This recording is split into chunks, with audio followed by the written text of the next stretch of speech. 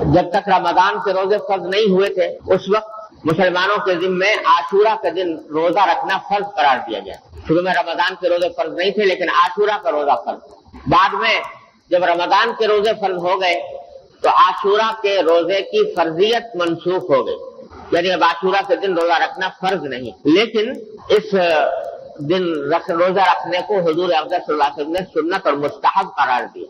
اور ایک حدیث میں یہ ارشاد فرمایا کہ مجھے اللہ جل جلالہ کی رحمت سے یہ امید ہے کہ اگر کوئی شخص عاشورہ کے دن روزہ رکھے تو اس کے سال بھر کے گناہوں کا کفارہ ہو جائے. اتنی فضیلت ہے عاشورہ کے روزے کی آپ نے بیان کر.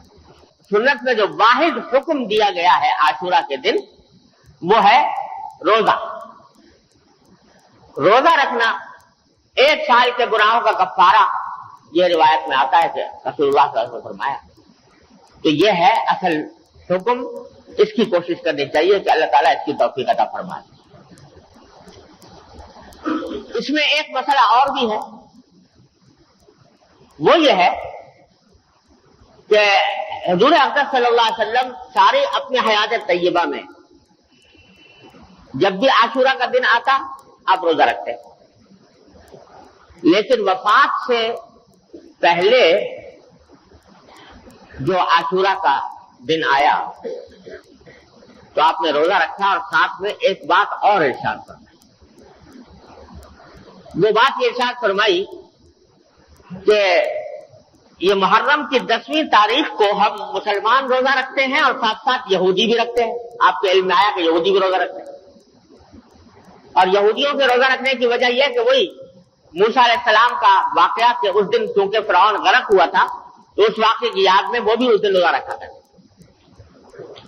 تو حضرت صلی اللہ علیہ وسلم نے فرمایا کہ جب ہم روزہ رکھتے ہیں اور ساتھ ساتھ اس دن یہودی بھی روزہ رکھتے ہیں تو ایک ہلکی سی مشابہت پیدا ہو جاتی ہے ان کے ساتھ. وہ بھی روزہ رکھتے ہوئے ہم بھی روزہ رکھتے ہوئے ایک مشابہت پیدا ہو جاتی ہے. اس واسطے آپ نے فرمایا کہ اگر میں اگلے سال زندہ رہا تو آئندہ صرف عاشورہ کا روزہ نہیں رکھوں گا بلکہ اس کے ساتھ ایک روزہ اور ملاؤں گا, یا تو 9 محرم کا یا 11 محرم, تاکہ یہودیوں کے ساتھ مشابہت جو تھوڑی سی پیدا ہوئی ہے وہ ختم ہو جائے. لیکن ہوا یہ کہ اگلے سال سے پہلے, اگلے سال عاشورہ آنے سے پہلے نبی کریم صلی اللہ علیہ وسلم کا وصال ہو گیا اور اس کی پر عمل کی نوبت آپ کو نہیں آئی. لیکن کیونکہ رسول کریم صلی اللہ علیہ وسلم نے یہ بات ارشاد فرما دی تھی, اس واسطے صحابہ کرام رضی اللہ تعالیٰ عنہم اجمعین نے عاشورہ کے روزے میں اس بات کا اہتمام کیا کہ چونکہ حضور کی خواہش یہ تھی لہذا عاشورہ کے ساتھ ایک دن ملا کر رکھا, 9واں روزہ یا 11واں روزہ, اور اس کو مستحب قرار دیا. اور تنہا عاشورہ کے روزہ صرف ایک دن کا روزہ رکھنے سے حضور کے ارشاد کی روشنی میں انہوں نے مکروہ تنزیہی اس کو قرار دیا کہ یہ خلاف اولا ہے.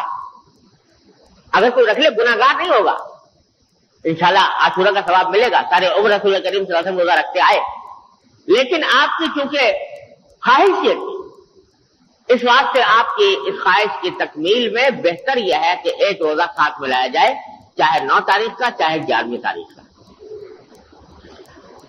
اس میں ایک اور سبق ہمیں عظیم ملتا ہے رسول کریم صلی اللہ علیہ وسلم کے ارشاد سے. وہ سبق یہ مل رہا ہے کہ غیر مسلموں کے ساتھ ادنا درجے کی مشابہت بھی رسول کریم صلی اللہ علیہ وسلم نے پسند نہیں فرمائی.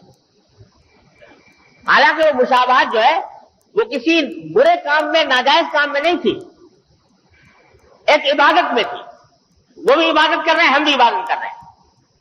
مشابہت اس لیے صرف ایک نیک کام میں, ایک عبادت میں, ایک اللہ تعالیٰ کی پرستش میں مشابہت ہو رہی ہے تو اس کو بھی نبی کریم صلی اللہ علیہ وسلم نے پسند نہیں فرمایا. کیوں؟